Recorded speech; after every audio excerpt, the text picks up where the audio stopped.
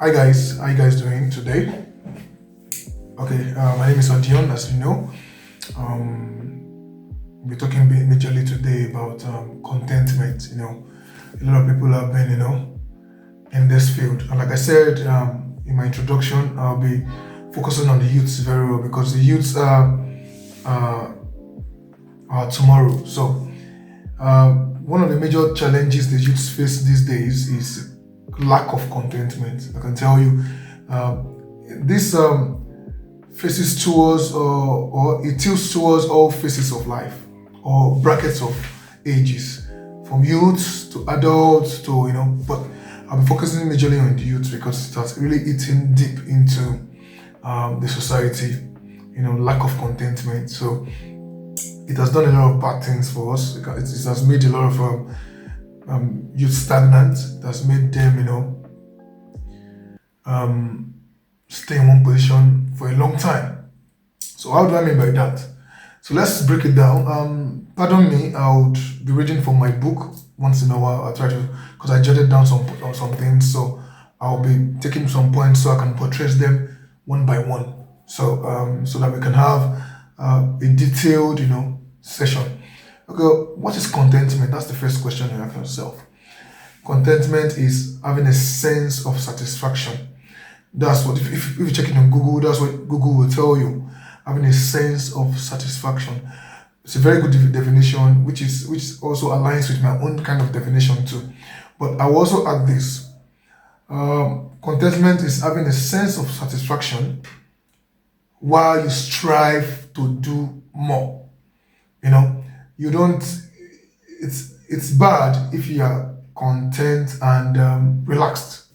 So because that means you won't grow, you stagnate, you'll be stagnant. So, but if you are contented and you still strive to do more. So, what does contentment means? Basically, after I've talked about the definition, which is sense of satisfaction while striving to get better. Yeah, that's the word. While striving to get better, But I'm going to say it not in a definition now. Like I'm going to describe it generally with practical examples. And if you check my introduction, I said I'll be talking about my personal experiences and also experiences of people I know. So I'll be linking it with the topic. I've seen a lot of people, practice discontentment in my little years and in life and or in my little existence. I can tell you that there are so many people that are not content with what they have, and that's where destruction comes from. Now, let me give you. I'm going to give you a practical example.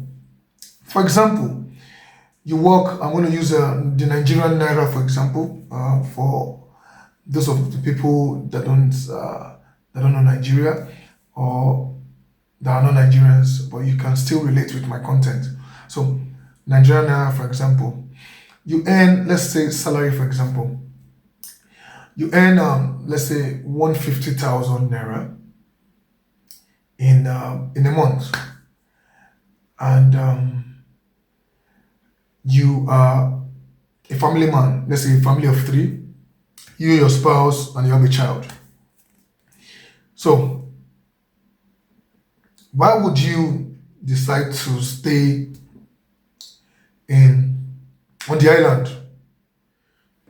excuse me, or in some parts of the mainland where houses are expensive? Now, that's lack of contentment.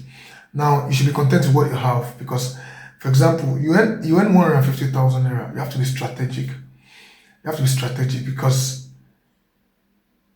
you should be looking towards staying in an apartment that fits your budget.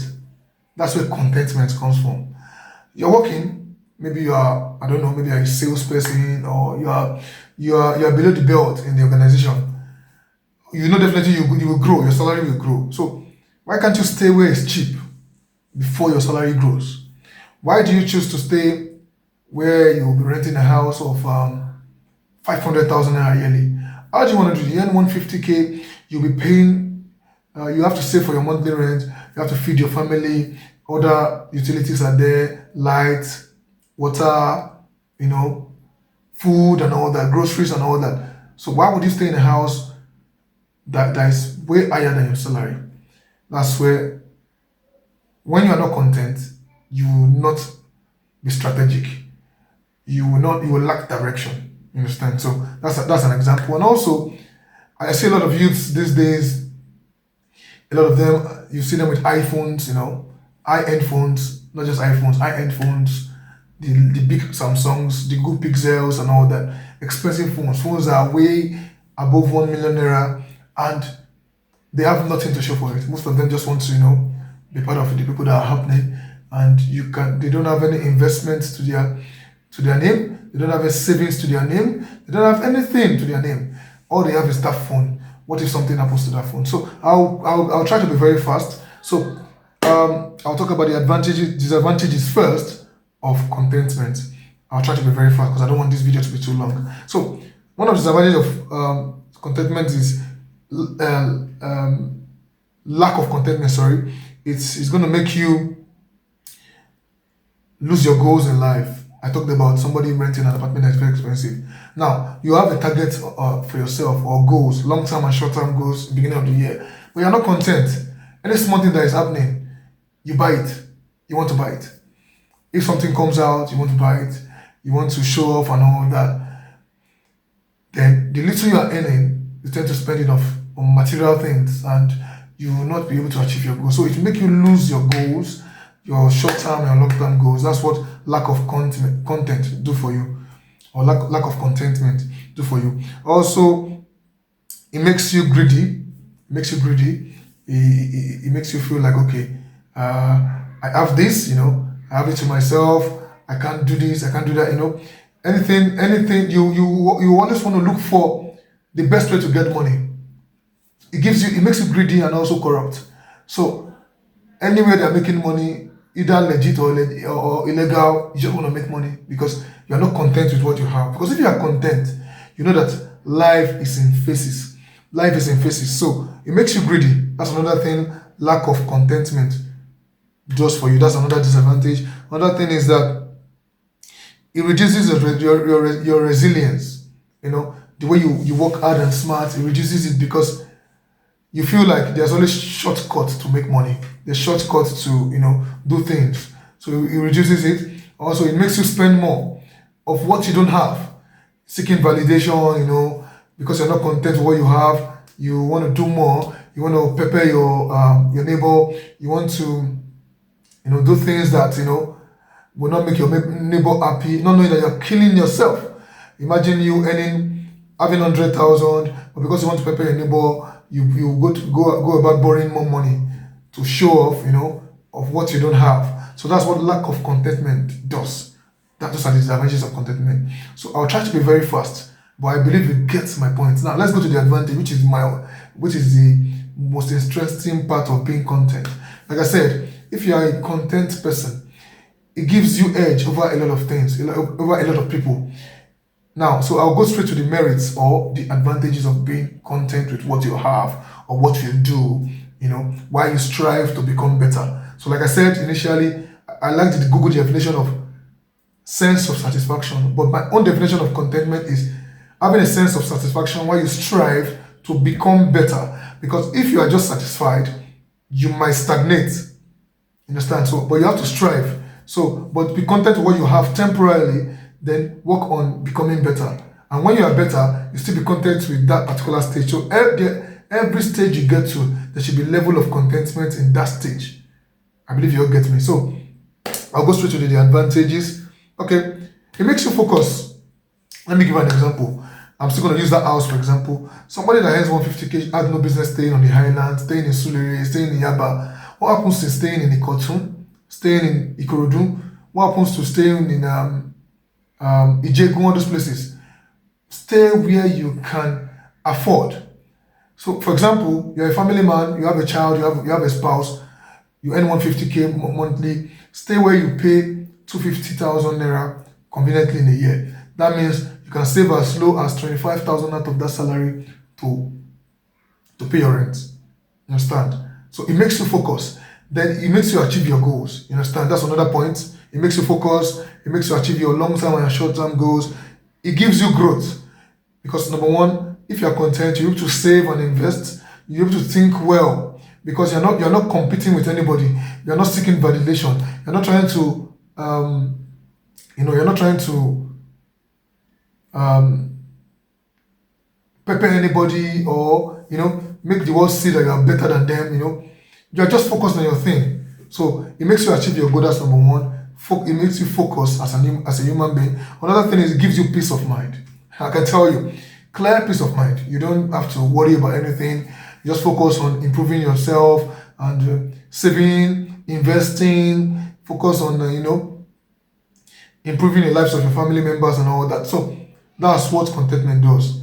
Another thing is it gives you satisfaction, which is part of the definition. It makes you relaxed. You're satisfied. But like I said, don't be too relaxed. You still have to strive to become better because everybody should always strive to become better. It gives you direction. That's another point. It gives you direction. That's the advantage of being content. It gives you direction. When you save 25 for your rent, you save another 25 for savings. You save it gives you direction.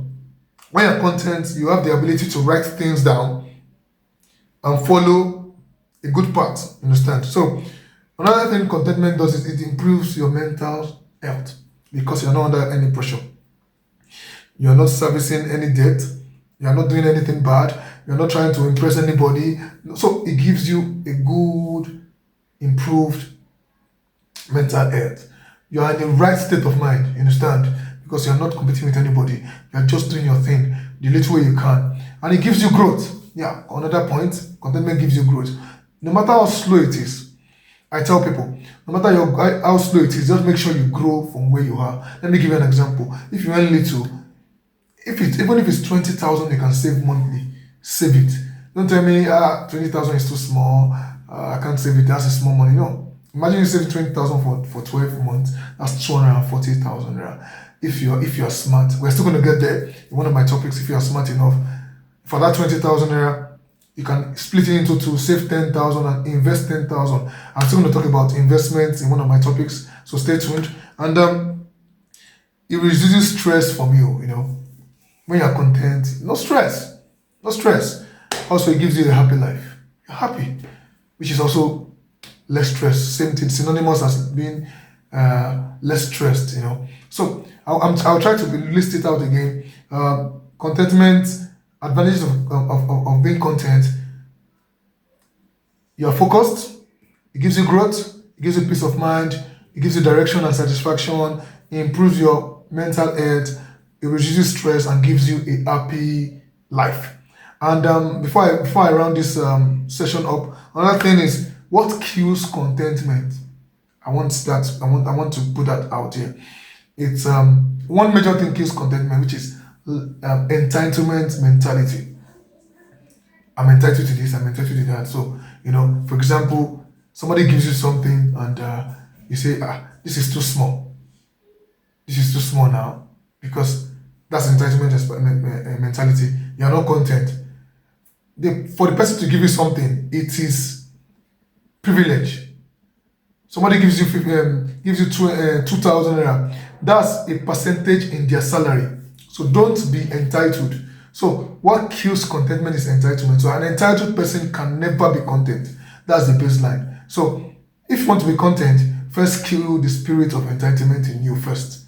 Then contentment follows suit. So thank you for this wonderful session. And I believe we've learned one or two things. And I'm still going to buttress on this topic because it's a very, very large topic. I just want to try to cut it so I cannot be bored with most of the conversation.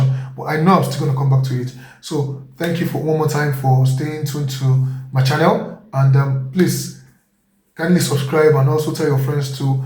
We'll be impacting people's lives positively and also we'll be instilling morals.